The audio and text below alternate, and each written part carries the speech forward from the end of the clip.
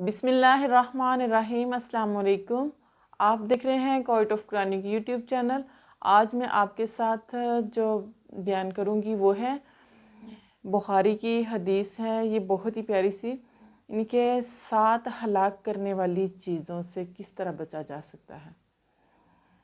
یہ بہت ہی پیاری سی یہ حدیث ہے، بخاری جلد سوئم سے یہ ہے، اور ان کے اللہ عز و جل کے اس ارشاد کی تفسیر: جو لوگ یتیموں کا مال ناحق کھاتے ہیں وہ اپنے پیٹوں میں آگ کھاتے ہیں اور وہ بہت جلد بھڑکتی ہوئی آگ میں ڈالے جائیں گے۔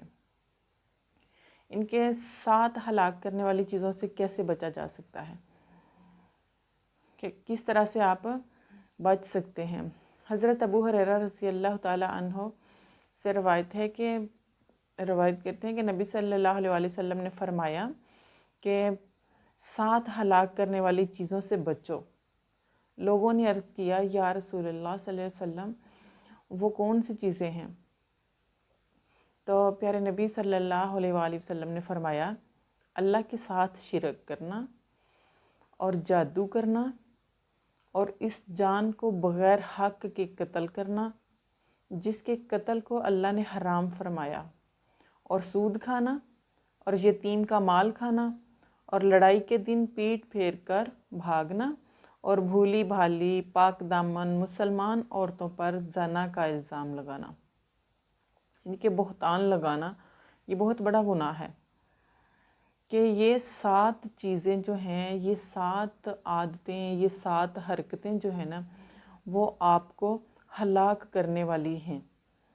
اگر آپ کے اندر یہ اس طرح کی عادتیں ہیں، ان میں سے کوئی ایک بھی عادت ہے تو وہ آپ کو ہلاکت میں مبتلا کر سکتی ہے۔ کہ اب دیکھیں نا، جادو کرنا سب سے پہلی یہ عادت کیا ہے، یعنی کہ ہلاک کرنے والی جادو کرنا۔ تو قرآن مجید میں بھی ارشاد فرمایا، یعنی کہ سورہ بقرہ کی آیت ہے 102 میں، جادوگر کسی کو جادو سے ضرر نہیں پہنچائے گا مگر اللہ کے اذن سے۔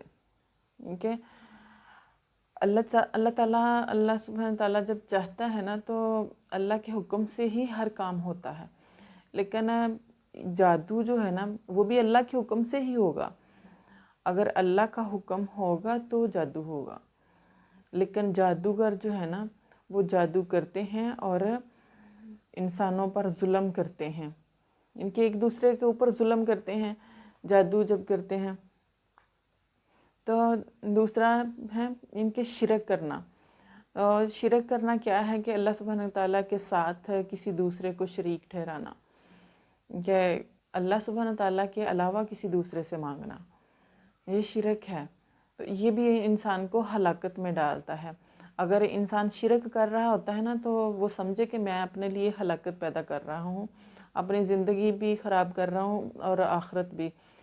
تو انسان کو چاہیے کہ وہ شرک سے دور رہے اور ان کے جادو سے بھی دور رہے، کیونکہ جادو جو انسان جادوگر ہوتے ہیں، جادو کرتے ہیں ایک دوسرے پر، وہ بھی اپنی جان پر ہلاکت کر رہے ہیں، یعنی کہ اپنے اوپر ظلم کر رہے ہیں۔ نہ ان کی دنیا رہے گی اور نہ ہی آخرت بھی خراب کر رہے ہیں وہ اپنی، اور دنیا بھی۔ تو اسی طرح یعنی کہ ناحق قتل کرنا۔ بعض لوگ کہتے ہیں نا کہ 2 بچے ہیں، اب تیسرا آنے والا ہے نا تو اس کو ختم کر دو، تو یہ بھی ناحق قتل کرنے میں آتا ہے۔ تو اس طرح نہیں کرنا چاہیے، کیونکہ رزق تو دینے والی اللہ کی ذات ہے۔ جو 2 بچوں کو رزق دے رہی ہے وہ تیسرے کا بھی دے گا۔ تو اللہ سبحانہ تعالیٰ کے ذمہ ہے رزق دینا، تو وہ دیتا ہے، اور جس کا جتنا حق ہے، جتنا لکھا ہے وہ ملنا ہے۔ تو اسی طرح یعنی کہ سود کھانا اس طرح سے ہے کہ آپ اگر آپ یہ چاہتے ہیں نا کہ آپ اللہ تعالیٰ کے ساتھ جنگ شروع کر لیں تو آپ سود کھانا شروع کر دیں۔ جب آپ سود کھانا شروع کر دیں گے نا تو آپ سمجھو کہ آپ نے اللہ سبحانہ تعالیٰ کے ساتھ جنگ شروع کر لی ہے۔ تو اللہ معاف کرے، اللہ سبحانہ تعالیٰ ہمیں اس گناہ سے بچائے، ان تمام گناہوں سے ہمیں بچنے کی توفیق دے، اور انسان سود جو ہے نا وہ یہ سمجھ کر کھا رہا ہوتا ہے انسان کہ یہ مجھے پرافٹ مل رہا ہے، مجھے منافع مل رہا ہے، میں تو بس اپنا پیسہ میں نے دیا ہے، مجھے اس کا پرافٹ مل رہا ہے. لیکن نہیں، سود جو ہے، جو غلط چیز ہے وہ غلط ہے. ان کے سود اللہ سبحانہ تعالیٰ کے ساتھ جنگ کرنا ہے.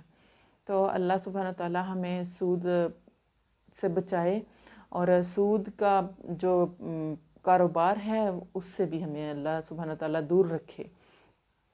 اور یتیم کا مال کھانا، ان کے یتیم کا مال، دیکھیں یتیموں کا تو حق ہے کہ ہم اپنے مال سے ان کو دیں، اپنے مال سے ان کی کفالت کریں، ان کی دیکھ بھال کریں، ان کا رزق، ان کو رزق، یعنی کہ ان کے پاس اگر روزی کا کوئی انتظام نہیں ہے تو ان کے لیے آپ وسیلہ بنیں. تو بجائے اس کے کہ آپ ان کو دیں بلکہ ان کا حق کھا لیں، تو یہ بہت بڑا گناہ ہے، ہلاکت میں ڈالنے والا. تو اس سے بھی انسان کو پرہیز کرنا چاہیے. یتیموں کا مال نہیں کھانا چاہیے بلکہ یتیموں کی کفالت کرنی چاہیے. اگر آپ کو اللہ تعالیٰ نے اتنا دیا ہے تو اس میں سے یتیموں کو آپ دیں، بجائے اس کے کہ ان کا مال کھائیں. اور لڑائی کے دن پیٹ پھیر کر بھاگنا، ان کے اگر آپ لڑائی کے لیے میدان جنگ میں کہیں گئے ہیں، کہیں آپ لڑ رہے ہیں، کسی محاذ پہ ہیں، تو آپ کو پیٹ پھیر کر بھاگنا نہیں چاہیے بلکہ ڈٹ کر مقابلہ کرنا چاہیے. تو اسی طرح عورتوں پر زنا کا الزام لگانا، یہ بھی بہت بڑا بہتان ہے، بہت بڑا گناہ ہے، ہلاکت میں مبتلا کرنے والا. تو اس سے بھی پرہیز کرنا چاہیے. دیکھیں عورتوں پر جب آپ الزام لگاتے ہیں یا کوئی مردوں پر لگاتا ہے، کسی پر بھی الزام لگاتا ہے نا، تو یہ بہت بڑا گناہ ہے. اس سے ہمیں بچنا چاہیے، کیونکہ جب ہم کسی پر الزام لگاتے ہیں نا تو ہم اپنے اوپر ہی ہمارے اپنے اوپر اس کا بہتان آتا ہے. ہم اپنے لیے ہلاکت بنا رہے ہوتے ہیں. ہمیں ہلاکت میں مبتلا کرے گی یہ عادت جب ہم کسی پر بہتان لگائیں گے، کسی پر الزام لگائیں گے. تو اللہ سبحانہ تعالیٰ ہمیں ان تمام برائیوں سے بچائے، اور اللہ سبحانہ تعالیٰ ہمیں ان 7 گناہوں کو، 7 برائیوں کو جو ہلاکت میں مبتلا کرنے والی ہیں، ان سے اللہ سبحانہ تعالیٰ ہمیں دور رکھے. اور تمام مسلمانوں کو، پوری امت مسلمہ کو اللہ سبحانہ تعالیٰ ان گناہوں سے بچائے اور ان گناہوں سے دور رکھے. کیونکہ جب انسان اس طرح کے گناہ کرتا ہے تو اسے پتہ نہیں چل رہا ہوتا کہ میں کس طرف جا رہا ہوں. اور جب وہ پورا مکمل طور پہ ہلاکت میں مبتلا ہو جاتا ہے نا، تو پھر دیکھتا ہے کہ میں نے پتہ نہیں کون سا گناہ کیا تھا جس کی وجہ سے اب میں پریشانیوں میں مبتلا ہوں. پریشانیاں بنتی ہیں انسان کے لیے، ہلاکت. ان کے دیکھیں نا 7 ہلاک کرنے والی چیزیں ہیں. یہ حدیث کی روشنی میں ہے، یہ کسی اور نے نہیں لکھی ہوئی. پیارے نبی صلی اللہ علیہ وسلم نے خود فرمایا ہے کہ یہ 7 چیزیں جو ہیں آپ کو ہلاکت میں مبتلا کر دیں گی اگر آپ ان کو اپناتے ہو. تو ہمیں چاہیے نا کہ ہم ان گناہوں سے دور رہیں اور اپنی زندگی کو خوشگوار بنائیں. آپ کو میری ویڈیو پسند آئے لائک کریں، کمنٹ کریں، شیئر کریں، چینل کو سبسکرائب کریں، بیل آئیکن کو پریس کر دیں تاکہ ہر نئی آنے والی ویڈیو بر وقت آپ تک پہنچتی رہے. اللہ حافظ.